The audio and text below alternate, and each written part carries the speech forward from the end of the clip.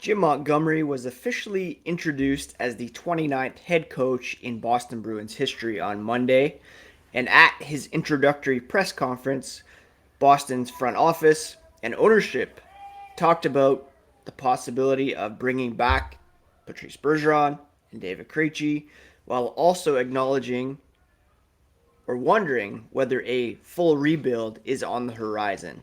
We're going to talk about all this and more on today's episode of Locked On Boston Bruins.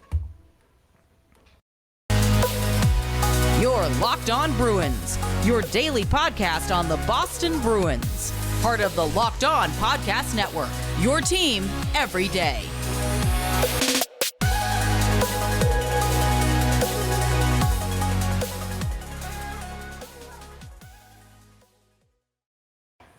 What is up, Bruins fans, and welcome back to the Locked On Boston Bruins podcast. I'm your host, Ian McLaren, and this is a daily show where we discuss all things spoke to be, as well as take a look around the NHL. Today is Tuesday, July 12th, and I want to thank you so much for making Locked On Bruins your first listen every day. Free and available wherever you get your podcasts, and also on YouTube. So please do subscribe to the YouTube channel along with your podcast subscription so that you never miss a thing. YouTube subscribers will get some bonus breaking news, short clips when they arise. If you are on Twitter, you can follow along at Locked NHL Bruins, same handle for the podcast on Instagram. And you can find me, my dad jokes, hockey tweets at Ian C. McLaren. Been covering this team for various outlets for 17 years as a lifelong fan of the black and gold. Seen many coaches come and go, and we got a new one introduced to us on Monday in Jim Montgomery, officially introduced as the 29th head coach in Boston Bruins history. He said he's very grateful to lead the Spoked Bee behind the bench. Looking forward to working with a group that won 51 games last year. His family, they've already found a home in the area. They went to the Red Sox-Yankees game Sunday night. Sox came back, won in the 10th inning. Things have started out real well in Boston for the Montgomerys, and he's excited with this rabid fan base in this great city of Boston to be part of the Bruins family. Jim Montgomery, of course, previously coached the Dallas Stars, was let go due to personal misconduct. He was asked if he thought he'd have this opportunity again. You know, he spent some time in a program. He's in recovery, and he has a great support system around him. He said he's very fortunate that he has a lot of people in his life, a lot of great mentors. Everybody has ups and downs. You learn from them, you grow, you get better, and good things are going to happen if you put in the work. And he's grateful that it's happened and that he is landing on his feet as head coach of the Boston Bruins. For fans on the sidelines watching the on-ice product, he said the Bruins are going to compete. They're going to be a team known for their effort and their execution. Around the league, Montgomery wants them to be known as a team you better be prepared for, or else you're going to get put on your heels. He said one of the first things that he did was call Patrice Bergeron, who remains a free agent, hasn't yet signed to return to the Boston Bruins. He said Bergeron was his first call. It was really good. It was very enlightening, he said. Felt like he was talking to a coach, not a player. Just how he thinks about the team first, thinks about ways to get better. Very impressed, and it was a very open and honest conversation about how he's excited about what the Bruins family can do and how Montgomery is also excited to be part of it. So certainly sounds like it's the beginning of a working relationship between the two men, the coach and the captain.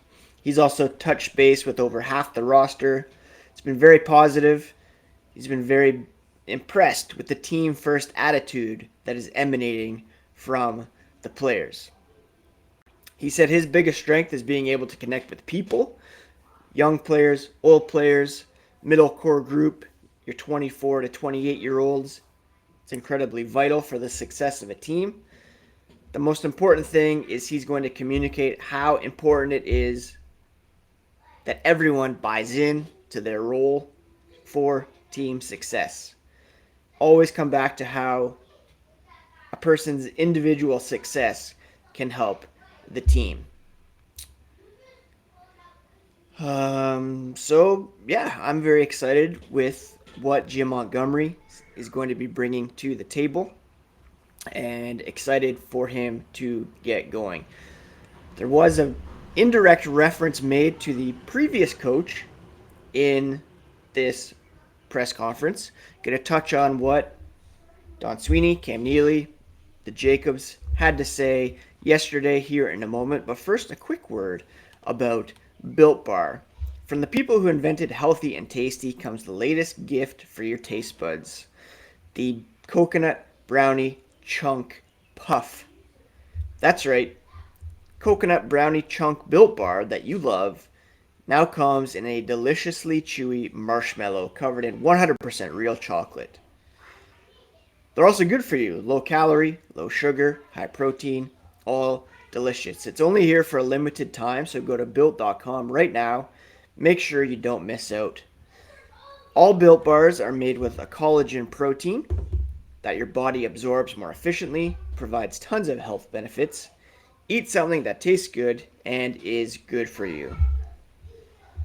Go to build.com, use promo code LOCKED15 to get 15% off your order. Again, Built Puffs taste amazing. You can enjoy them guilt-free because they're actually good for you. Perfect treat when you're on the road, craving something to satisfy a sweet tooth, or if you need a quick, healthy snack. That's promo code LOCKED15 for 15% off your order at built.com. All right, so team president Cam Neely, general manager Don Sweeney, as well as Charlie Jacobs and his father Jeremy Jacobs were all on hand at the press conference yesterday. And some very interesting things that were said by this group. One of the first things that stood out to me, first they updated the Bergeron and David Krejci situations. Still awaiting official word from both players on their return. Bergeron seems closer than Krejci, but it certainly looks as though both players could come back. Charlie Jacobs was asked if they're happy with player development, and this is where he kind of harkened back to Bruce Cassidy's comments. Bruce Cassidy held a press conference after his dismissal by the Boston Bruins to address the media, tell his part of the story.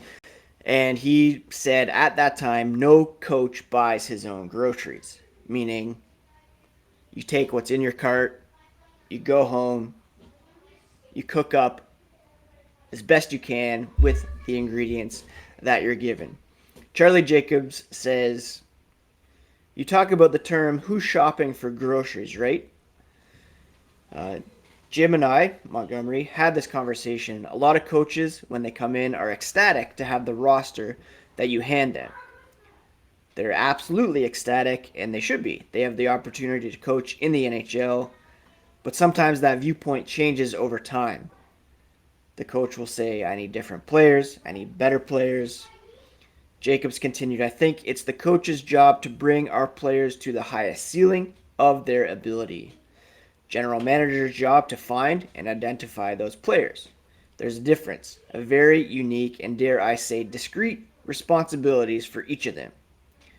We're not asking Jim Montgomery to go scout amateur players, nor are we asking Don Sweeney to coach the Boston Bruins. I think they have to respect and play off one another in that regard. So you can see there kind of a critique of Bruce Cassidy. Maybe he was overstepping by making that comment. Certainly in their eyes, he was. And, Jacobs, they're trusting Don and Cam to build the best possible team, and they are trusting Jim Montgomery to coach the team. Jacobs also said the Boston Bruins have been to the Stanley Cup final 3 times in the past 11 years under Cam Neely's tenure. They have somewhere around a .600 win percentage under Don Sweeney. The head coach, frankly, is the responsibility of the GM. He has to be accountable for that. The president is accountable to the general manager. So if they come to us and say, hey, we think this might be in the best interest, we're going to follow their lead as ownership. Neely, Sweeney have been empowered by the Jacobs to make those decisions. It's not their job to interfere with them, but rather to empower them to make those types of decisions and support them. These are different types of decisions that are involved in the NHL. And so this kind of speaks to perhaps the fact that this decision to get rid of Cassidy didn't come from ownership to Neely to Sweeney, worked its way up, and that the Jacobs family supported that decision. Jacob said it's Don's decision. Cam's responsibility to support Don works that way in arguably the other 31 markets in the NHL.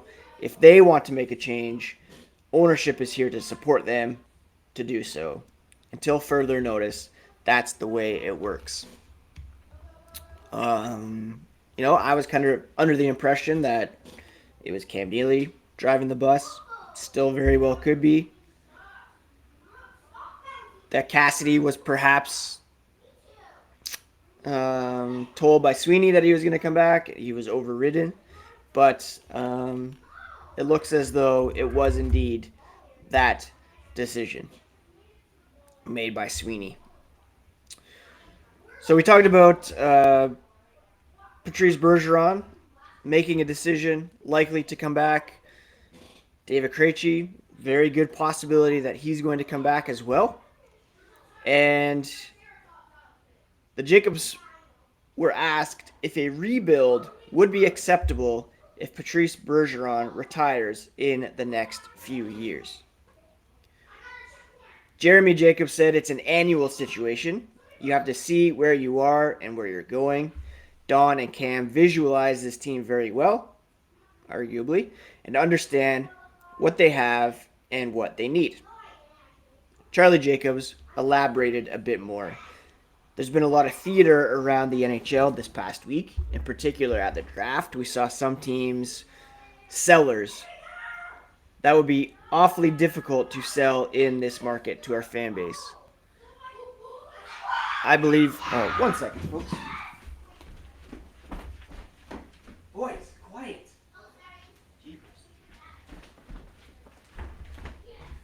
Oh, the joys of trying to record a podcast with 3 boys in the house.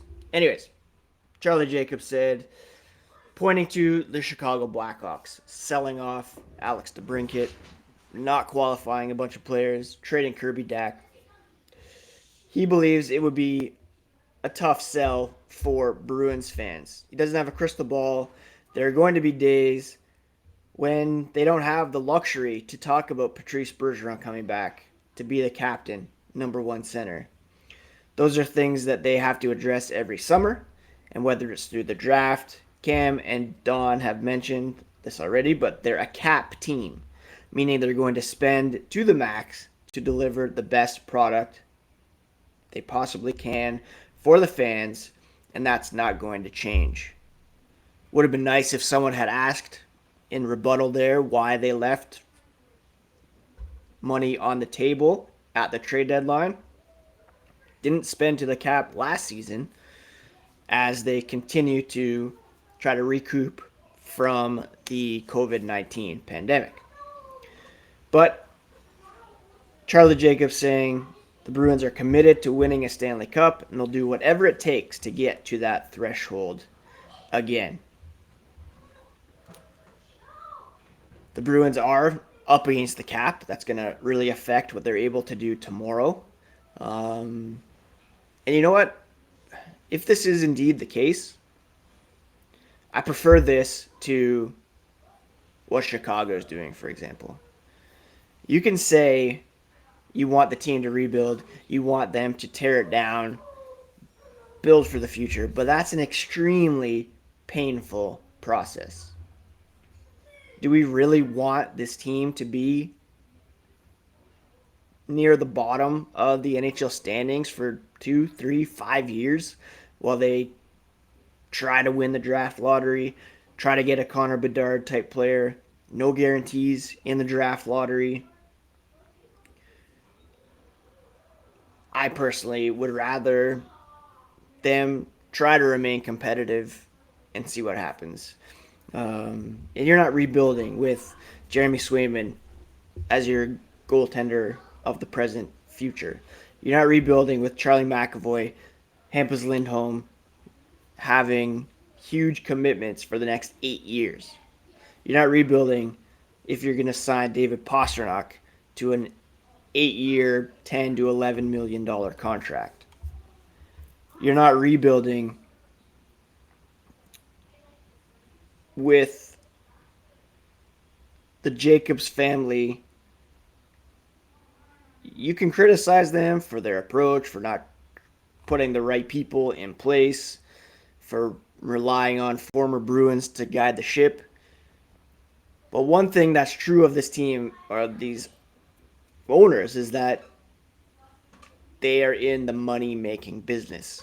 And you don't make money by playing in front of empty buildings, by not selling merch, by not making the playoffs. Is this team a cup contender? Probably not. Do they want to get into the playoffs? Yes. To get those gate revenues.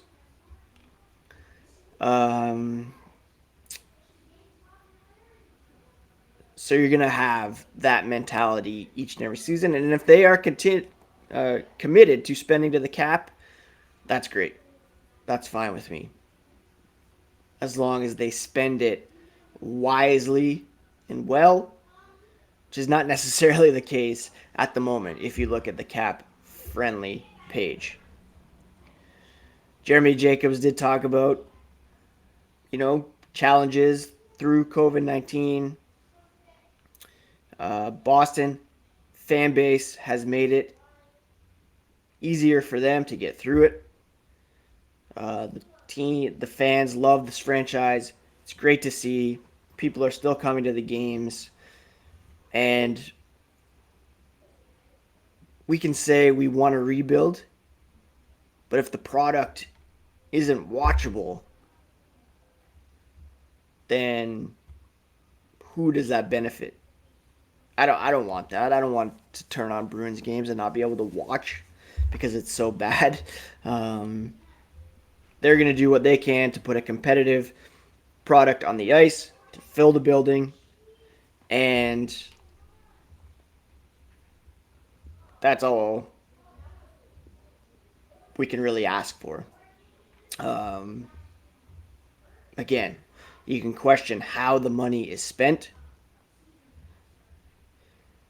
but I personally would choose ownership willing to spend over one right now, or a track like they have in Chicago right now, where they're just completely, like, I don't even know who's going to play for that team next year, to be honest. We're going to talk about free agency again here in a moment, but thank you so much again for making Locked On Boston Bruins your first listen every day. Podcast free and available wherever you get your podcasts. Now make your second listen Locked On NHL.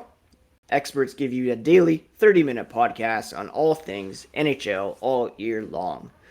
Locked On NHL, your daily 30-minute NHL podcast. So the Bruins committed to spending to the cap, and they're pretty much already there as we head into free agency tomorrow. $2.383 million in available cap space, and that's before signing Patrice Bergeron and potentially David Krejci. Right now, their roster is at 22 of 23 players, so you add both those guys pretty much at the max, and the roster is pretty much set for next season. You have Bleed and Lazar, who are likely gone. Josh Brown won't be re-signed. Studnicka, Ashawn were qualified yesterday. And you're going to have your Nick Foligno's, Craig Smith's, Eric Haula, Thomas Nosek in the lineup, presumably at this point, unless they're able to make some moves to free up some cap space, which would be prudent because there were a bunch of players yesterday who were not qualified or who are going to the market that are tantalizing. You have Dylan Strome, Chicago, Sonny Milano, a nice scoring winger in Anaheim. You have a former Bruins line in Danton Heinen, Ryan Donato, Andre Kasha. You have a guy like Evgeny Malkin who's going to test the market. There are a lot of options right now because of the flat cap. Teams allowing players to test the market, not qualifying others. And it's unfortunate that the Bruins don't have that flexibility to do much at the moment. Today's the deadline to put players on waivers for buyouts. Bruins have said they're not going to take that route. I believe the Bruins would like to do some things, but they're just really hamstrung by the cap at the moment. There's no question from a cap perspective, Sweeney said, they're tight. So are other teams. That's some of the decision behind letting guys test the market or not qualifying them. The Bruins do have a full roster, minus the injured players, to start the season. So they've got the bulk of the roster in place. Certainly trying to look to make some changes, Don said. That may or may not happen. Going to explore that. Have been exploring it. They're going to address some of the areas of depth the organization needs. So they are going to be active over the next couple of days. But unless there's a major trade of some sort, they're not going to be as active as they were last year in filling a number of holes. And that's kind of unfortunate that they're tied to these guys when there are other players who have become available. Like a Dylan Strome, who could play center for years to come.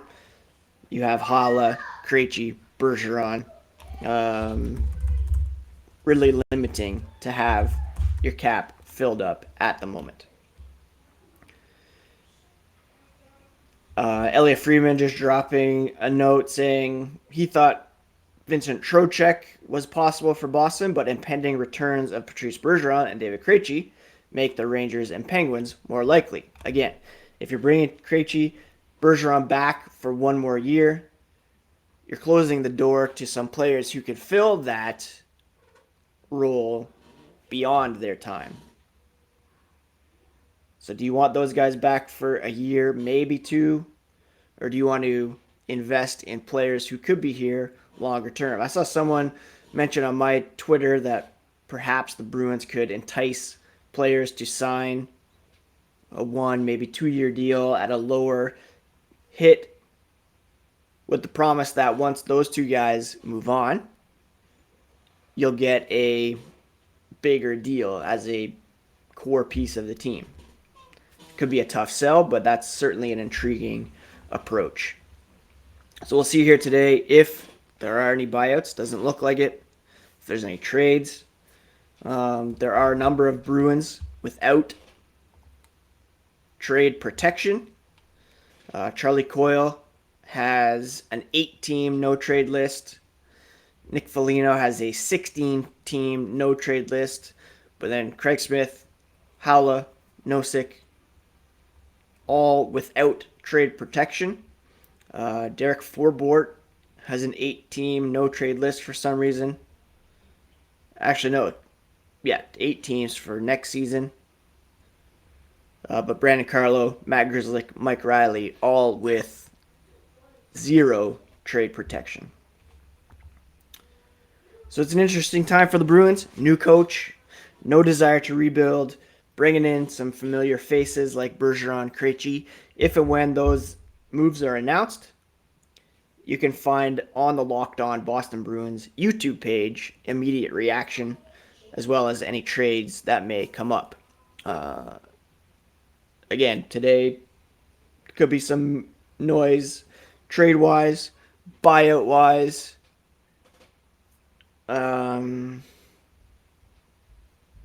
David Pastrnak can sign an extension as early as tomorrow.